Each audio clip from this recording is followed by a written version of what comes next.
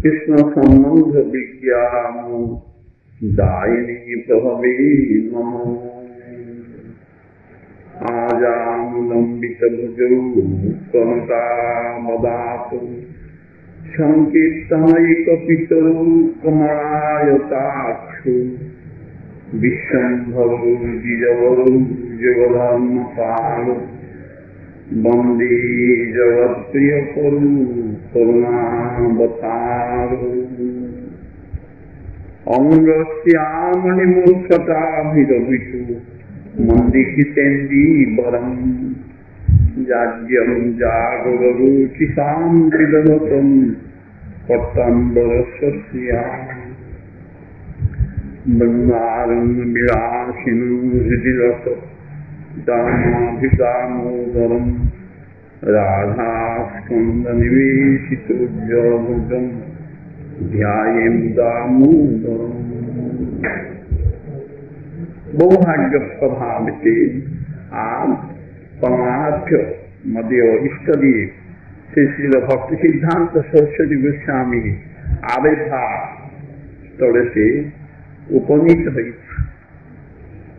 তাহারই আমি উচ্ছিষ্ট ভোজি।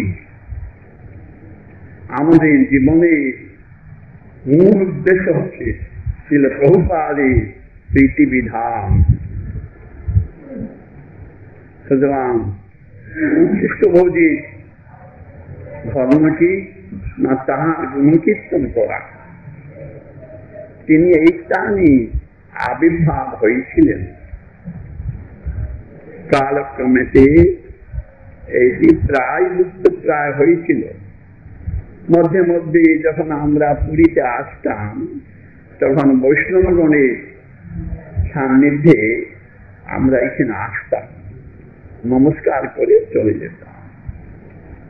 তার বৈষ্ণবগণের কৃপায় আজকে তার মন্দির বিপুলায়িত ভাবে প্রকাশিত হয়েছেন। এখন তিনি আমাদের কি শিক্ষা দিয়েছেন, তার জীবনী সম্বন্ধে বৈষ্ণবগণের মুখ থেকে আপনারা শুনলেন। শিক্ষা দিয়েছেন, তার বাণীতে তিনি বলেছেন গৌড়ীয় মঠের একমাত্র ধর্ম পরম বিজয়তে শ্রীকৃষ্ণ সংকীর্তনম।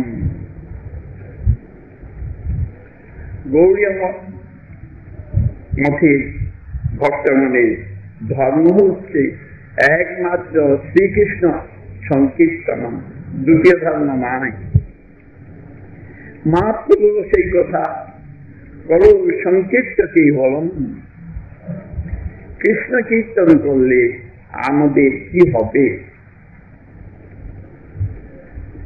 চেতো দর্পণমার্জনম ভবমহা দাবাগ্নি নির্বাপনম শ্রেয় কৈরয় চন্দ্রিকা বিতরণম বিদ্যাবধূ জীবনম আনন্দমূধিবর্ধনম প্রতিপদম পূর্ণামৃত স্বাদম তস্মাৎ পরম বিজয়তি শ্রীকৃষ্ণ সংকীর্তনম। এটি চৈতন্য চন্দ্রের শ্রীমুখ বিগলিত শ্লোক। কলিযুগে নানা রকম ভজন প্রণালী থাকিল, কীর্তন হচ্ছে সবচেয়ে শ্রেষ্ঠ অঙ্গ। কেন কীর্তন করবেন? কৃষ্ণের সহিত সর্বতোভাবে আমাদের সম্বন্ধ, জগতের সহিত যে সম্বন্ধ সাময়িক, গৃহ বলুন, ছেলে বলুন, পুত্র বলুন, কন্যা বলুন, স্বামী বলুন, দেশ বলুন, সব সাময়িক সম্বন্ধ। আর কৃষ্ণের সহিতই নিত্য সম্বন্ধ। নিত্য দেহগত সম্বন্ধ আছে এবং স্বরূপগত সম্বন্ধ আছে। ইন্দ্রিয়গত সম্বন্ধ আছে, উৎপত্তিগত সম্বন্ধ আছে। সর্বতোভাবে কৃষ্ণের সহিতই সম্বন্ধ নিত্য। সেই সম্বন্ধ দাতা হচ্ছে শ্রীল প্রভুপাদ। কৃষ্ণ সম্বন্ধ বিজ্ঞান দায়িনী প্রভবে নমঃ। সুতরাং ভক্তি হচ্ছে সকলের একমাত্র স্বরূপের বৃত্তি। ভক্তির মধ্যে শ্রীল জীব গোস্বামী পাদ বলেছেন, যদ্যপি অন্যা ভক্তি করো কর্তব্য তদা কীর্তনাক্ষ ভক্তি সংযোগে নৈব। কীর্তনের মাধ্যমে আমরা অন্যান্য ভক্তির অঙ্গ সম্পাদিত করি। সেই অন্যান্য ভক্তির অঙ্গ যদি সম্পাদিত আমাদের সামর্থ্য না থাকে, কীর্তনকে করলেই সব অঙ্গ সুষ্ঠুভাবে সম্পাদিত হয়। সেই জন্য সনাতন গোস্বামী বলেছেন, জয়তি জয়তি নামানন্দ রূপং বারি বিরমিত নিজ ধর্ম ধ্যান পূজাদি যত্নম কথমপি সকিদাত্তং মুক্তিদম প্রাণিনাম যৎ পরমম অমৃতম একম জীবনম ভূষণম মে। বলছেন যে যদি অন্য কোন অঙ্গ কেউ যাজন না করতে পারে, অন্ধ খঞ্জ বধি কি অঙ্গ যাজন করতে পারবে বলুন? কিন্তু নাম কীর্তন সকলে করতে পারবে। একথা গরুড় পুরাণে একটি শ্লোকে বলেছেন, শুভগং ভগবত নাম জিহ্বা বশবর্তিনী তথাপি নরকং জানতি কিম আশ্চর্য অতঃ পরম। শুভগং ভগবন নাম, নাম উচ্চারণ করলেই হয়। কোন অর্থ, বল, সামর্থ্য কোন কিছুর প্রয়োজন হয় না। শুভগং ভগবত নাম জিহ্বা বশবর্তিনী, জিহ্বা উচ্চারণ করলেই ভগবানের নাম হচ্ছে। তথাপি নরকম জানতি, তথাপি মনুষ্য নরকে যায়, এর চেয়ে আশ্চর্য কি আছে? চিন্তা করুন। সনাতন গোস্বামী সেখানে বলেছেন, যদি অন্য কোন অঙ্গ কেউ যাজন না করতে পারে, তাহলে নাম করলেই সত্যযুগের ধর্ম সুষ্ঠুভাবে অনুষ্ঠিত হয়, ত্রেতা যুগের ধর্ম সুষ্ঠুভাবে অনুষ্ঠিত হয়, দ্বাপর যুগের ধর্ম সুষ্ঠুভাবে অনুষ্ঠিত হয় এবং কলিযুগের ধর্ম সুষ্ঠুভাবে অনুষ্ঠিত হয়। তখন পূর্বপক্ষ করছেন, যার জিহ্বা নাই সে কি করে নাম করবে বলুন? আমাদের জিহ্বা আছে, আমরা হরে কৃষ্ণ করতে পারি। জিহ্বা না থাকলে কথমপি সখিদাত, যে কোনো ভাবে বলছেন যে দেওয়ালেতে ভগবানের নাম লেখা হয়েছে, সে যদি কেউ স্পর্শ করে তারও না, হস্ত দ্বারা নাম গ্রহণ করা হয়। গ্রহণম, বক্ষস্থলেতে যদি কেউ হরিনাম অঙ্কন করে সেইটাও তার গ্রহণ করা হয়, স্পর্শকে গ্রহণ করা হয়। যে কোনো ভাবে নামের সহিত আমরা যদি জীবনটাকে সংযোগ করতে পারি তাহলে তার মঙ্গল অবশ্যই হবে। এখন প্রভুপাদ বলছেন যে, এবং সে কলিযুগে ভক্তি হচ্ছে মূল। ভক্তি মানে ভগবানের নাম সংকীর্তন। নাম সংকীর্তন করলে কি হয়? সে তো দর্পণ মার্জন, প্রথমে চিত্ত দর্পণ মার্জিত হবে। সে কথা ভক্তি সাম্যসিন্ধুতে বলেছেন। ভক্তি ক্লেশ অগ্নি শুভদা মোক্ষ লঘুতা সুদুর্ভবা। ভক্তি করলে কি হয়? চৈতন্য মহাপ্রভু বলছেন যে চেতো দর্পণ মার্জনম, কাম ক্রোধ লোভ মোহ যত কিছু আবর্জনা আমাদের চিত্ত রূপেতে চিত্তকে আবৃত করে রেখেছে, আনুষঙ্গিক ভাবে সে সব দূরীভূত হবে। তার জন্য আর পৃথক চেষ্টা করতে হয় না, ক্লেশ অগ্নি। সুতরাং নাম কীর্তন করুন, নাম কীর্তন করুন। প্রথমেই চেত দর্পণ মার্জনম।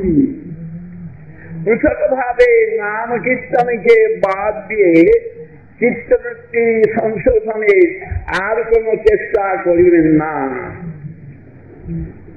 কেতু ভবমহাদাবাগ্নি দিব্যাপনম। সংসারে যে চিতার যারা একে আর দূরীভূত করিবার জন্য চেষ্টা করিবেন না। ও নাম সংকীর্তন প্রভাবে সব চিতাপ ও দূরীভূত হয়। দুঃখ যায় কিসে বলতে পারবেন? বলছেন যে নাম কীর্তন করলেই দুঃখ যাবে। কি করে যায়? দেখো, এক জায়গায় গিয়েছেন কোন আত্মীয়ের বাড়িতে, সেখানে তারা বাক্য দ্বারা আপনাদের অবজ্ঞা করছে। সেই বাক্যবিদ্ধ, বাক্যবান বিদ্ধ চিত্ত কিছুতেই কোন উপায় দ্বারা উপশম হয় না। একদিন দেবীকে শিব কালী বলে দেখেছিল।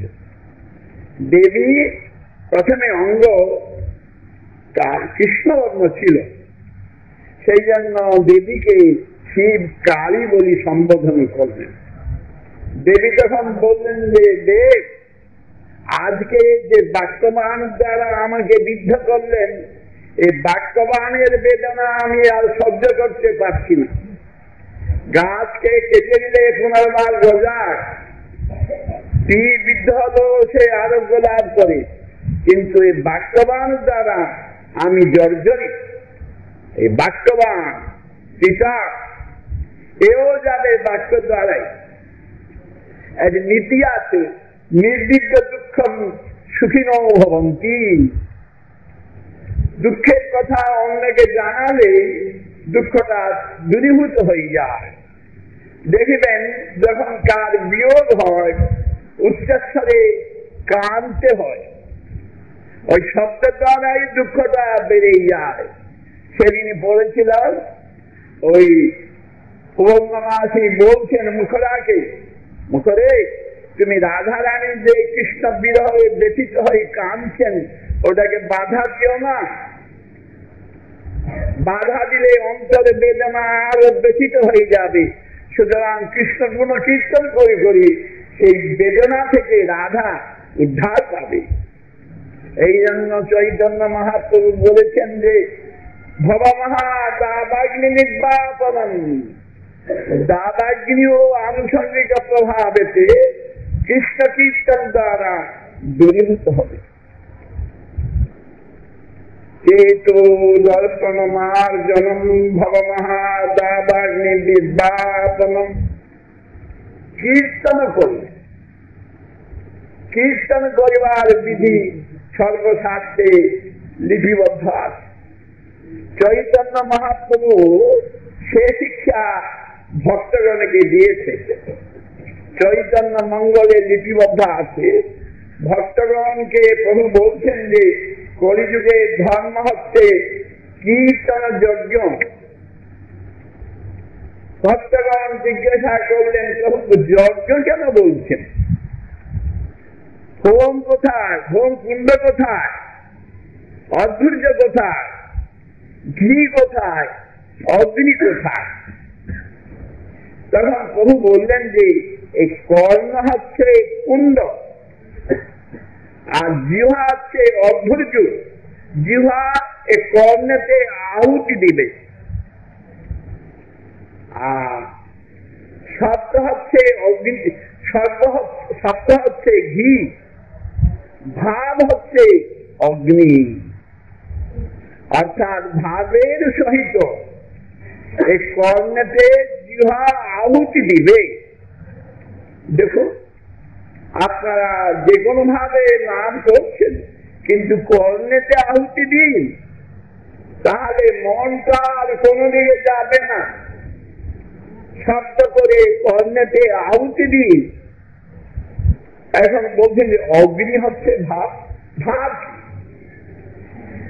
এদিকে বলছেন যে নাম চিন্তামণি কৃষ্ণ চৈতন্য রসবিগ্রহ নিত্যশুদ্ধ পূর্ণমুক্ত অভিন্নতার নাম নামিম। নাম হচ্ছেন শুদ্ধ চৈতন্য রসবিগ্রহ। চৈতন্য তিনি শব্দমাত্র নন, চিন্তামণি বলছেন।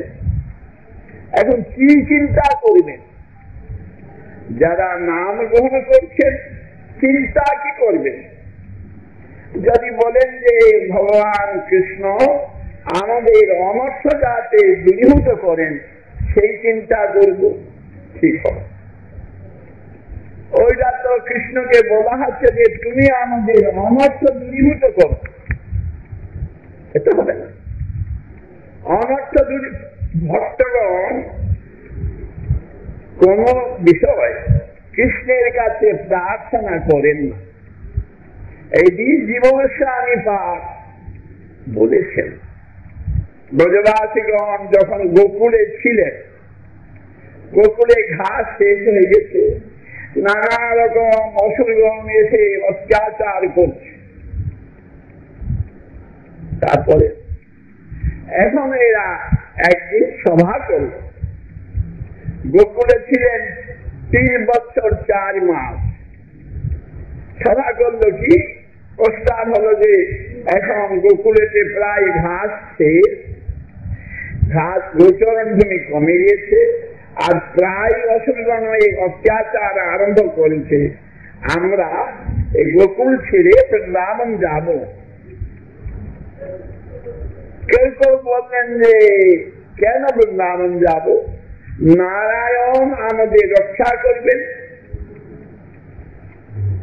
তখন কেউ কেউ বললেন যে এটা ঠিক নয়, সুতরাং আমরা নাম হচ্ছেন সাক্ষাৎ পরম ব্রহ্ম, তার সম্বন্ধে চিন্তা করব কি? চিন্তা যদি করি যে প্রভু আমাকে অনর্থ হইতে উদ্ধার করুন, ঠিক হবে না। নামের ফল তো অনর্থ মুক্তি নয়, তার পাদপদ্ম প্রাপ্তি। সেখানে কেউ বললেন তস্মিন ভারম দব্যা তৎপরই নইষ্টম। বলছেন যে ভগবান কৃষ্ণকে নিজের কোন কিছু ভার দেওয়া তৎপরই নইষ্টম। ভগবত ভক্তগণের ইহা ইচ্ছা নয়, কিন্তু শরণাগতের প্রারম্ভিক অবস্থায় পালন করিবেন তিনি এবং আমাকে রক্ষা করিবেন। গাভী যে প্রকার দুগ্ধ দিয়ে তার সন্তানকে পালন করে, শিং দিয়ে সে প্রকার তার বৎসকে রক্ষা করে। এইটা প্রারম্ভিক অবস্থা। ভক্ত যদি বুঝেছে গোবিন্দই আমার কোটি কোটি জীবনের সর্বস্ব এবং বিশ্ববানন্দে কোটি প্রাণ হইতে আমার সর্বস্ব, আমার ভাবটা তাকে দিব কেন? আমার ভাবটা তাকে দিবে কেন বলুন? সে যদি প্রিয়তম হয় তার ভাবটা আমি মস্তকে নিব, তার ভাবটা আমি মস্তকে নিব। আমার প্রিয়তমকে কি আমি বলবো যে আমার বোঝাটা তুমি বহন করো? সুতরাং ভক্তগণ কোনদিন যারা উচ্চ স্তরে গিয়েছেন তারা কোনদিন নিজের বোঝা কৃষ্ণকে অর্পণ করিবেন না। তাহলে আমরা নাম চিন্তা মনিত কি চিন্তা করব বল? কি চিন্তা করব? একটা কিছু চিন্তা থাকা চাই।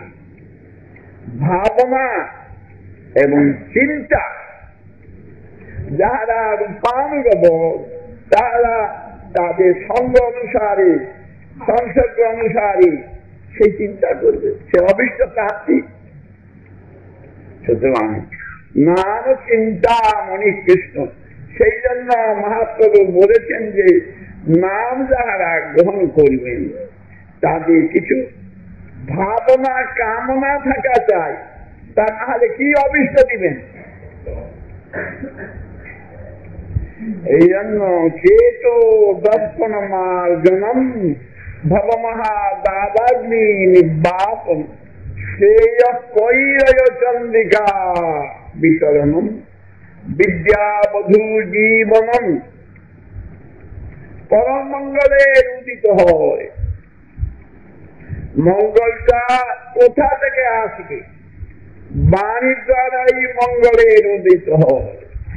আর কোন উপায়তে ছেলেগুলি স্কুলে যাচ্ছে, শিক্ষকগণ যেসব শিক্ষা দিচ্ছেন সে যদি মনোযোগ সহকারে তারা পালন করেন তাহলে তারা গুণী হয়ে যাচ্ছে, গুণী সম্বর্ধনা হয়, সেই ছেলেগুলি গুণবান হয়ে যাচ্ছে।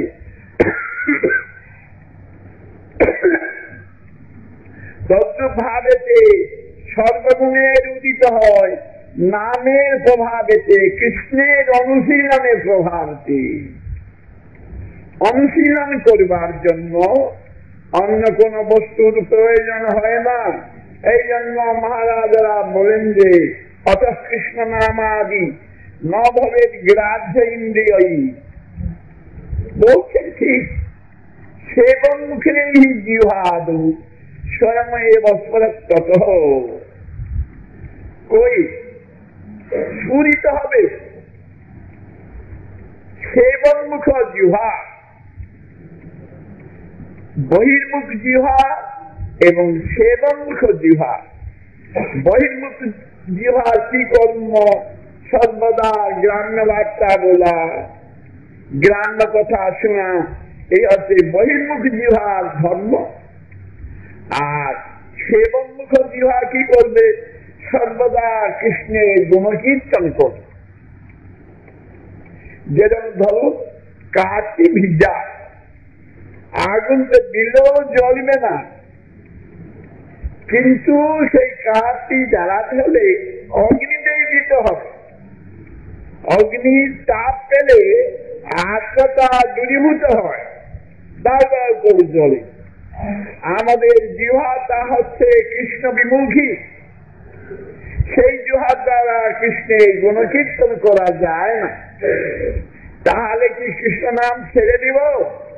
না।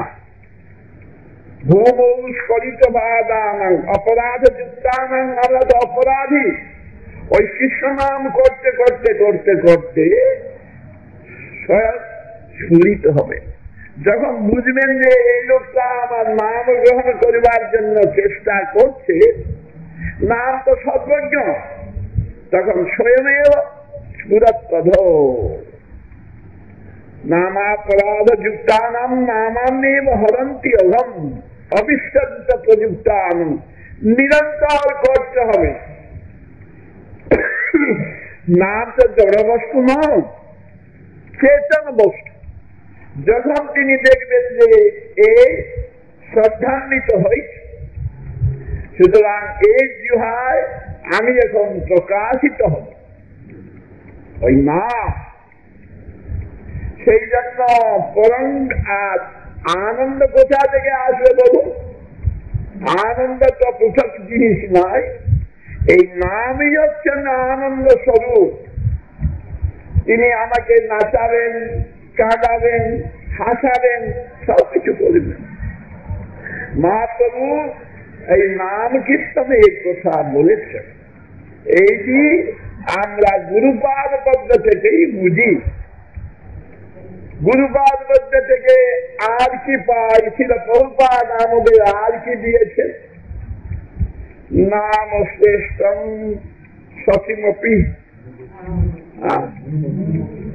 নাম শ্রেষ্ঠম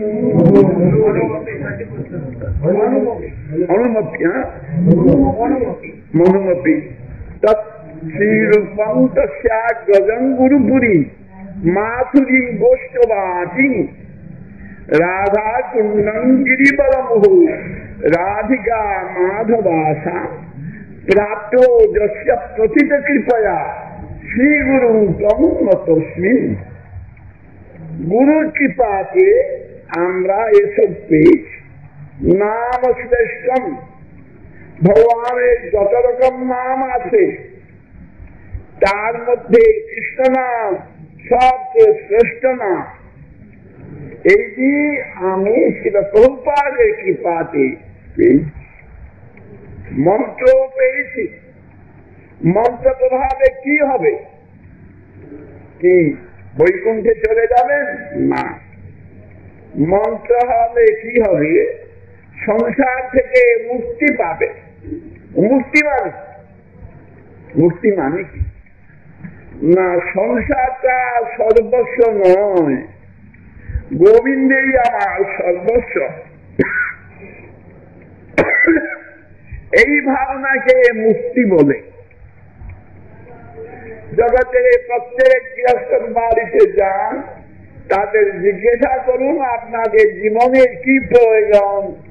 কেউ বলবে যে আমার মেয়েকে আমি ডাক্তারি শিখাচ্ছি, আমার ছেলে ইঞ্জিনিয়ার, আমি একটি নকশা করেছি বিরাট একটি ঘর করব। প্রত্যেকে ঘরে ঘরে যান, এই ছাড়া আর কেউ কিছু বলবে না। আর যাহারা চৈতন্য চন্দ্রের আশ্রিত, তাহারা এগুলিকে সর্বস্ব মনে করিবেন না। তাহারা মনে করেন রাধা মাধব চৈতন্য চন্দ্রেই সর্বস্ব। একে বলে মুক্তি, আর কিছু নয়। এইটাকে যদি সর্বস্ব মনে করা যায়, একে বলে মুক্তি। কিন্তু শিল প্রভুপাদের কৃপায় আমার আশা যে তিনি আমার অভিষ্ট পূর্ণ করবেন। প্রত্যেকেই আশা করে, কে না আশা করে? গুরুত্ব, কিন্তু গুরুতত্ত্বে গুরুর মধ্যে আকাশ বাতাস ভেদ আছে। বলো, এই জগতেও প্রাঙ্গের গুরু, মাধ্যমিক গুরু, উচ্চ মাধ্যমিক গুরু, বিশ্ববিদ্যালয়ের গুরু, সবই তো গুরু তত্ত্বে।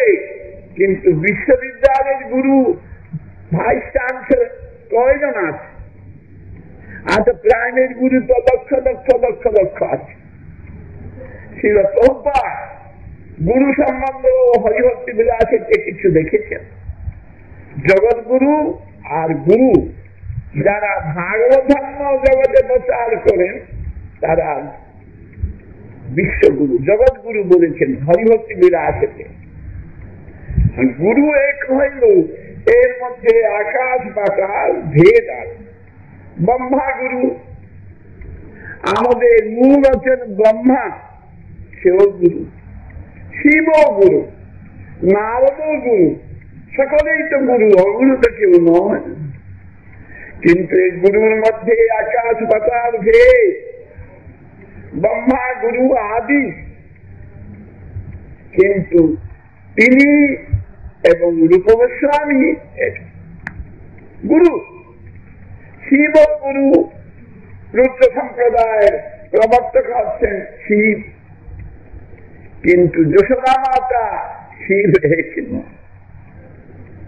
মাধ্যাচার্য গুরু, তাদের ব্রহ্মা দেখুন কি বলছেন, হে কৃষ্ণ, তোমার ব্রজবাসীগণের ঘরেতে আমাকে একটা প্রস্তর করে দাও, যে প্রস্তরেতে তোমার যে ঝাড়ুদা পা রেখে পা ধৌত করবে, সেই ঝাড়ুদারের ধৌত পদকে যদি আমি পাই, জীবনকে কৃতার্থ মনে করি।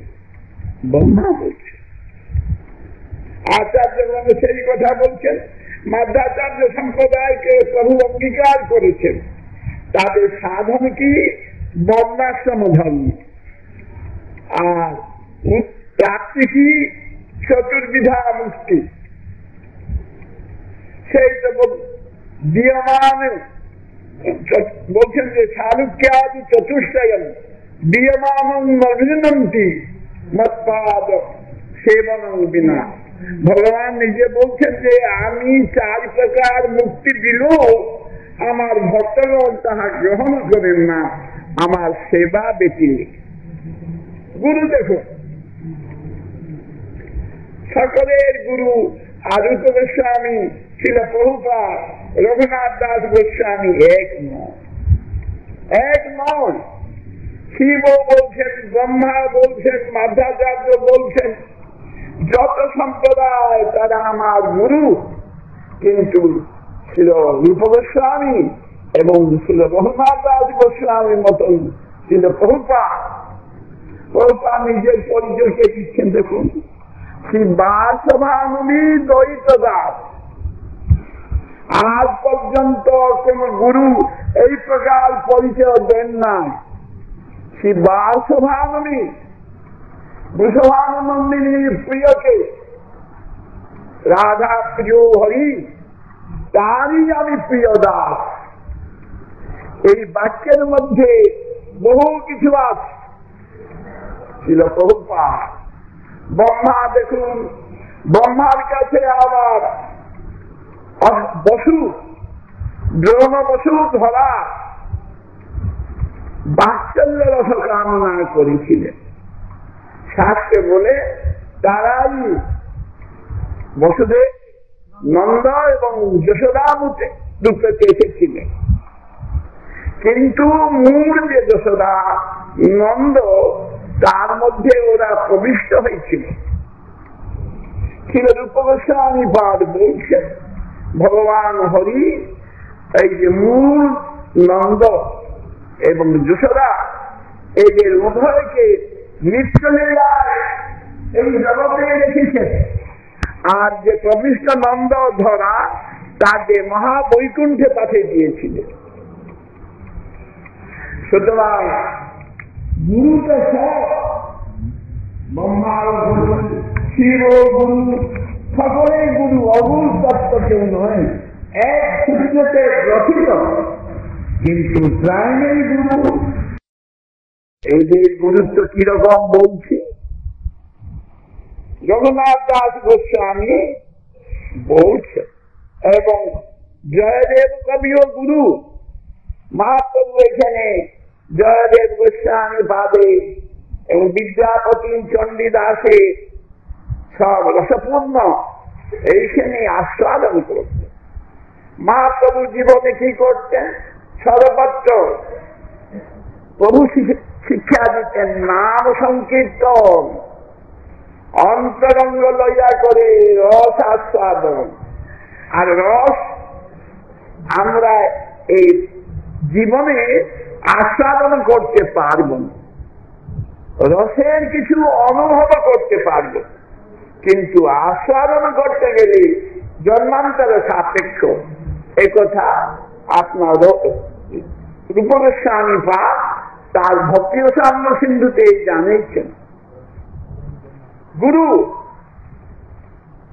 একটা উদাহরণ দিচ্ছে। বিল্লমঙ্গল ঠাকুর জয়দেব গুরু। জয়দেব পাদ পূরণ করতে গিয়ে ভীত হচ্ছে।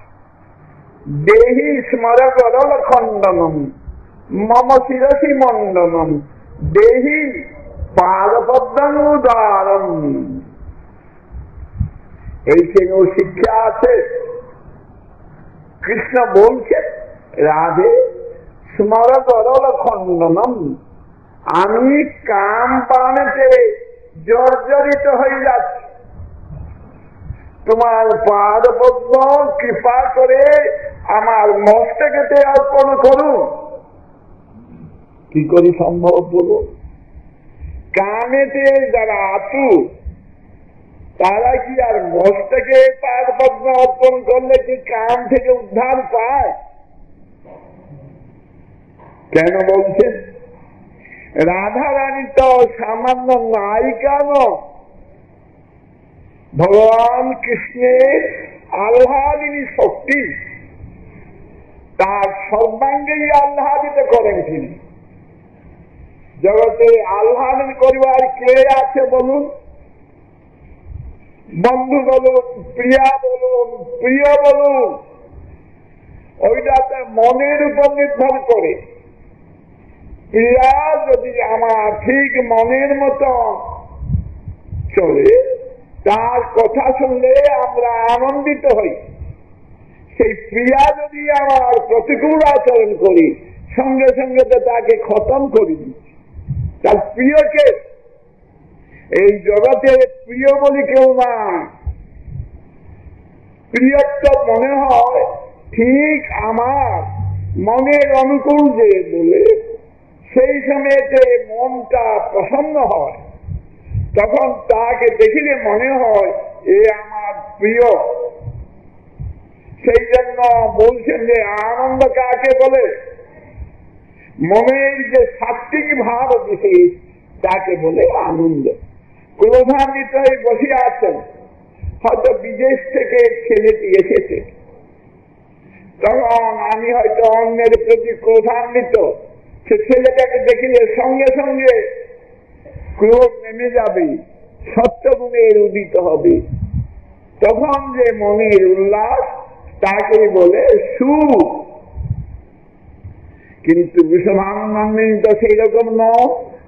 সর্বাঙ্গেই তিনি আবহারী, তার পদনখ স্পর্শ করলে কৃষ্ণের আনন্দ হয়, তার বস্ত্রাঞ্চল স্পর্শ করলে কৃষ্ণের আনন্দ হয়, পদধূতি পেলেও কৃষ্ণের আনন্দ হয়। সব তিনি যে আহ্লাদিনী শক্তি, তোর জন্যে বললেন যে দেহি পাদপদ্মং, যেহেতু তিনি আহ্লাদিনী, তার পাদপদ্ম মস্তকে দিলেও কৃষ্ণের আনন্দ হয়। এই জন্য কিন্তু এই লেখনটি লিখতে গিয়ে জয়দেব গোস্বামী হাত কাঁপছে। তখন কৃষ্ণ নিজে এসে ভক্তের মনোবাঞ্ছাকে পূর্ণ করেছিলেন।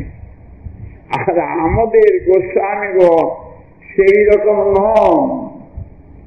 শ্রী রঘুনাথ দাস গোস্বামী বলছেন যে নানা বিধি প্রচুর কাক ভবই রসজ্জয়ী সম্প্রাধিত প্রিয়তয়া তব মাধবেন তন্মান ভঙ্গ বিধয়ে সদে জগোয়ম বিগ্রহ প্রতিশতি গদা ললিতা পদান্তে।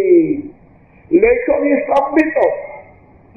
আজ পর্যন্ত ইতিহাসে এইরকম উক্তি কেউ করেন নাই।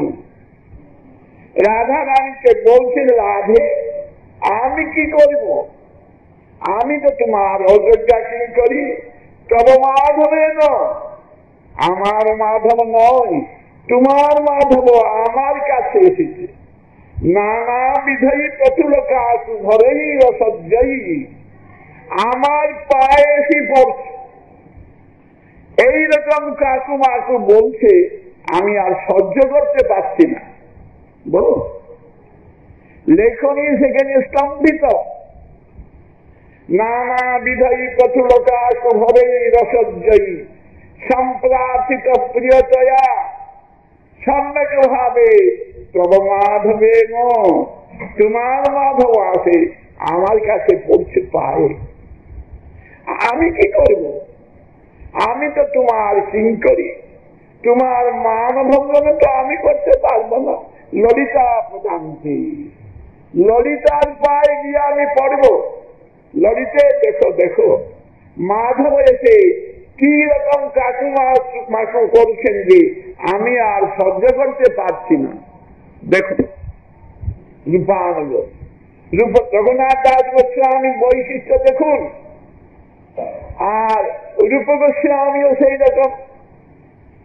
করুণান মুহুরর্থে তব বৃন্দাবন চক্রবর্তিনী, হে বৃন্দাবন চক্রবর্তিনী, তোমার করুণাই আমি পুনঃ কামনা করি। কি চাও?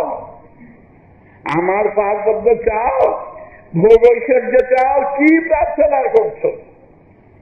জয়া কংসরিপুর শততু প্রার্থনম জনম।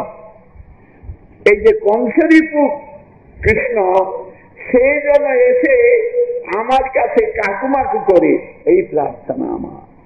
দেখো রূপ গোস্বামীর ভাষা এবং তাদের অবস্থা দেখো, পৃথিবীতে কেউ নাই যে এইরকম লেখনী লিখতে পারি। সুতরাং সেই রূপানুগ হচ্ছেন শিল প্রভুপাদ, তার কৃপাতেই গুরুতত্ত্ব কিন্তু আমার সেই রকম অভিমান আসবে না। এই হচ্ছে গুরুতত্ত্ব। আবার বৈষ্ণব বর্ণনাও সেই রকম করেছে। বাঞ্ছা কল্পতরুর্ভস্য কৃপা সিন্ধুর ভয়ে বচ পতিতানাং পাবনেভ্যো বৈষ্ণবেভ্যো নমো নমো। সাধারণ সাধারণ এই যে ছিল নারায়ণ মহারাজ বই প্রকাশ করেছেন, অবশ্য তার মধ্যে বহুপাদের নাম বই প্রকাশিত করেছেন। প্রথমেই চমৎকার চন্দ্রিকাকে ছিল চক্রবর্তী ঠাকুর নমস্কার করছেন। শ্রী রূপ বাক্সুধা স্বাধী চকোরভ্যো নমো নমো।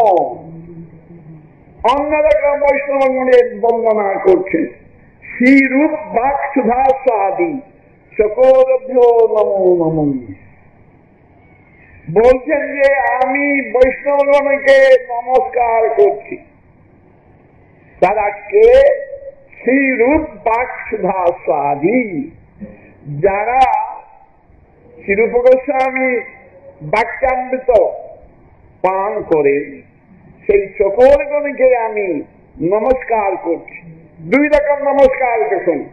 বাঞ্ছা কল্পতরুর্ভস্য কৃপা সিন্ধুর ভয়ে বচ পতিতানাং পাবনেভ্যো বৈষ্ণবেভ্যো নমো নমো। আবার এখানে তার বিপরীত নমস্কার করছেন। শ্রী রূপ বাক্সুধা স্বাধী, রূপ গোস্বামীর বাক্যামৃত যাহারা সর্বদা পান করে সেই বৈষ্ণবগণকে আমি নমস্কার করছি। তাদের প্রীতির নিমিত্ত আমি এই চমৎকার রাগবত্ত চন্দ্রিকা প্রস্তুত করছি। রাগবত্ত চন্দ্রিকা এইসব হচ্ছে গুরুবর্গের কথা। রাগবত্ত চন্দ্রিকাতে সেটাকে 5 ভাগে না 6 ভাগ করেছে। করতে হবে। রসকথা আলোচনা আগে ছিল না কেন জানেন? এর কারণ আছে। গৌড়ীয় মঠে আমি পূজনীয় প্রভা পূজনীয় কেশব গোস্বামীর মুখ থেকে শুনেছি এবং 1938-তে রাধাস্বামীর দিন বাসুদেব প্রভু একটি কীর্তন করতেন, রাধে জয় জয় মাধব দইতে। সকলে তখন স্তম্ভিত, বাহ আচার্য দেব নূতন কিছু বলছেন, প্রভুপাদ আজ পর্যন্ত যা বলেন না। এর একটা কারণ আছে। ওই যে বাসুদেব প্রভু ছিলেন, কাকেও কোন গ্রন্থ পড়তে দিতেন না। পূজ্যপাল কেশব মহারাজ আমাকে বলেছেন তার মতন ব্যক্তি তিনি কৃষ্ণ সম্বন্ধ পড়বেন সেইটিও কেনে নিয়েছিলেন। বলুন, আজকাল তো প্রতি ছেলেই বলে রাধে কি করবেন? পড়তে না দিলে আর কি করবেন? শুধু জৈব ধর্ম পড়ো। এমনকি এইরকম নিয়ম ছিল যে যশোমতী নন্দন ভগবত না আগল, সেও বলতে পারবে না। কিন্তু তা তো নয়, পূজনীয় কেশব মহারাজ তার বিরুদ্ধ নন।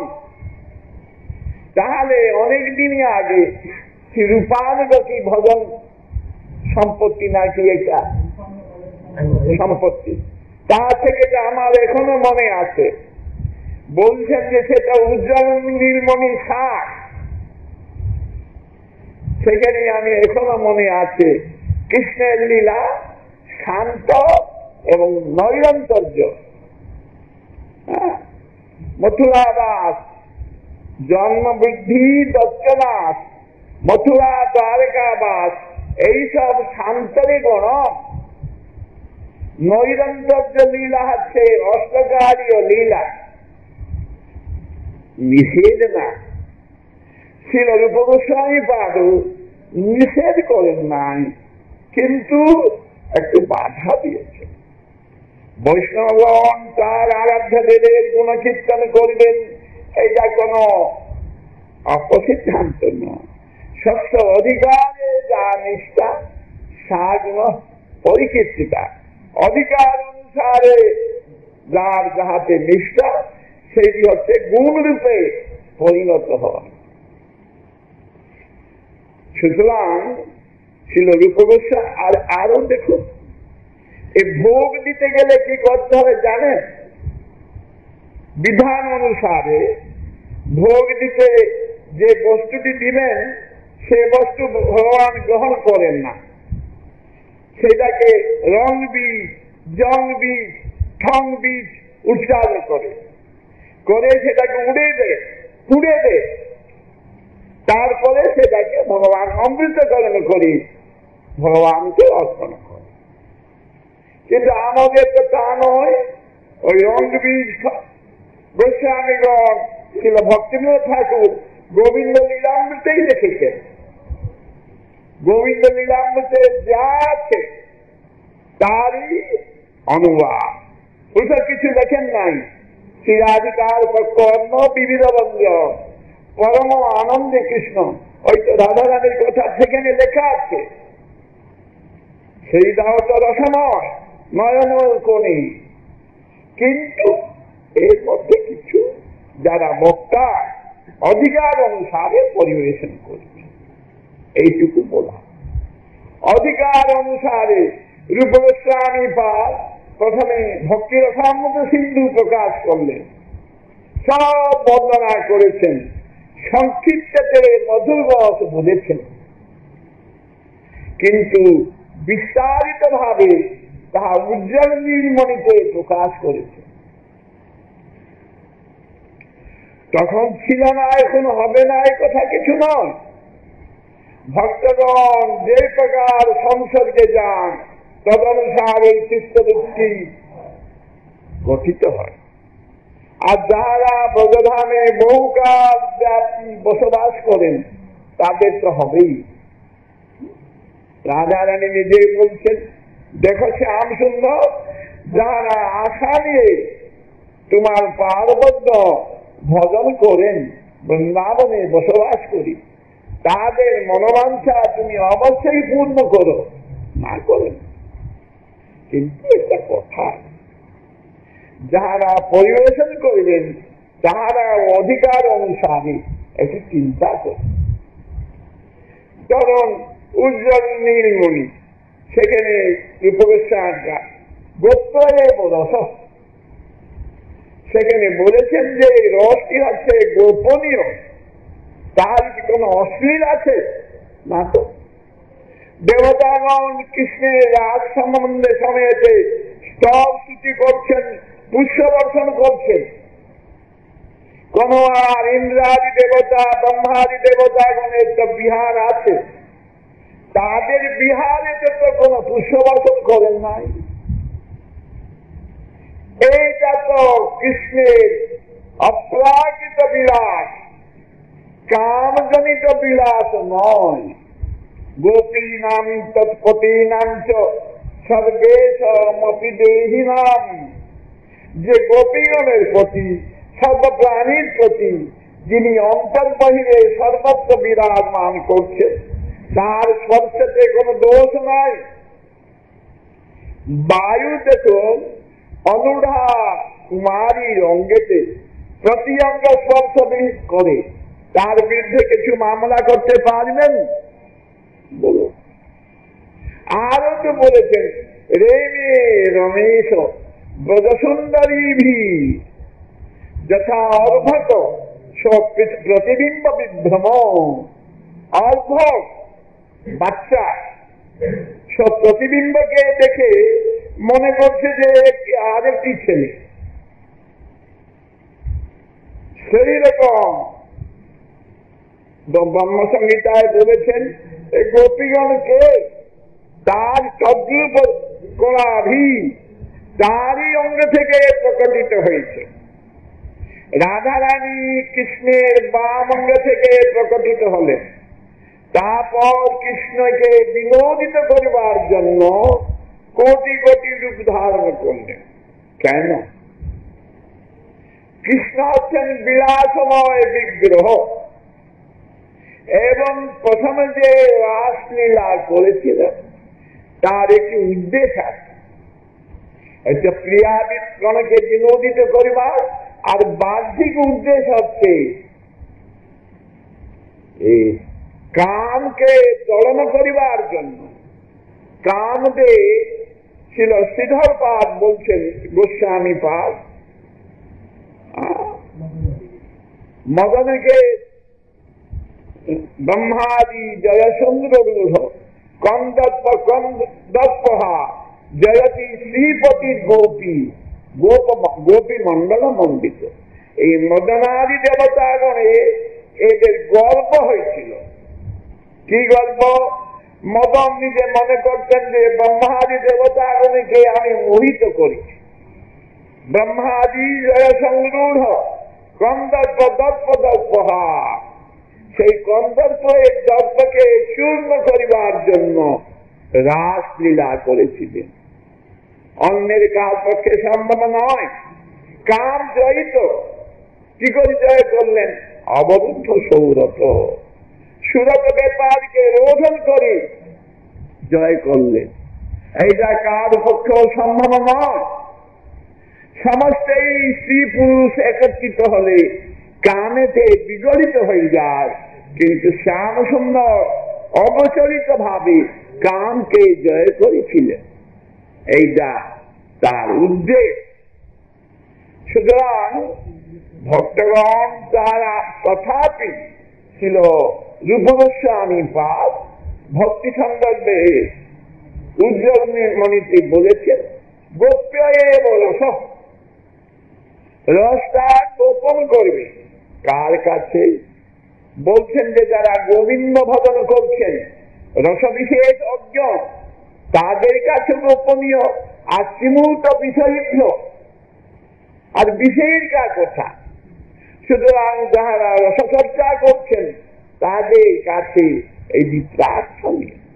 যেখানে সেখানে করাটা ঠিক নয়। অনধিকারকে করলে সে ভ্রষ্ট হয়ে যায়। নতুবা আমাদের গুরুপাদ পদ্মগণ এবং বৈষ্ণবগণ এটাকে অবজ্ঞা চক্ষে দেখেন না। এই জীবের সার, কিন্তু অধিকার অনুসারী। সুতরাং ছিল প্রভুপাদের আশ্রিত ভক্তগণ সেইভাবে জীবন যাপন করবেন, তাহলে আমরা প্রভুপাদের কৃপা পাব। কিন্তু ছিল প্রভুপাদ নিষেধ করেন নাই, কিন্তু সকলে সম অধিকারী নয়। তো এই জন্য পরিবেশন যাহারা করবেন তাহারা একটু বিবেচনা করে করবেন, তা না হলে সকলেই তো সামনে মনে করবে। অথচ রাধা গোবিন্দের লীলা কোন অশ্লীল লীলা নয়।